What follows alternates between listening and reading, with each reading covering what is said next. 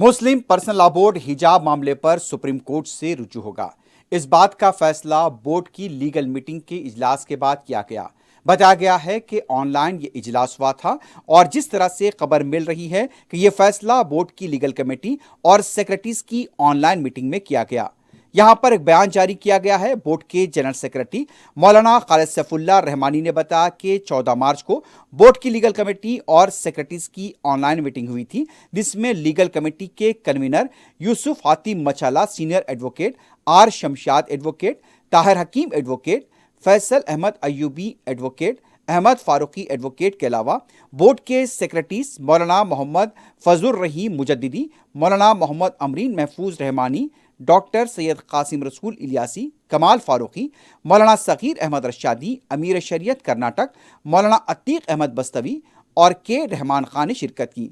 इस इजलास में हिजाब के सिलसिले में कर्नाटक हाई कोर्ट के फैसले का तफसीली जायजा लिया गया और इस बात का मौक़िफ़ इख्तियार किया गया कि इसमें बहुत से नक़ाइस पाए जाते हैं।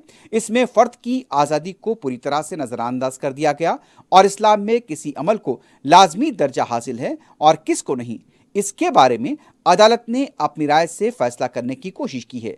हालांकि किसी भी कानून की तशरीह का हक इस कानून के माहिरीन को होता है, इसलिए कानून शरीयत का कोई मसला हो तो उसमें उलमा की राय को अहमियत हासिल होगी, लेकिन फैसले में इस पहलू को नज़र में नहीं रखा गया, इसलिए अदालत के इस फैसले से इंसाफ के तकाजे पूरे नहीं हो सके।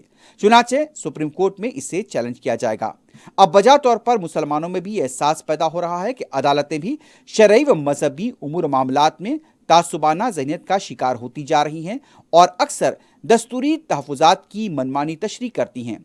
बोर्ड इस पर गहरी तशवीश और रंज का इजहार करता है, लेकिन बोर्ड ने फैसला किया कि वो कानून के दायरे में रहते हुए अनकरीब मुनासिब कदम उठाएगा और सुप्रीम कोर्ट से रुजू होगा।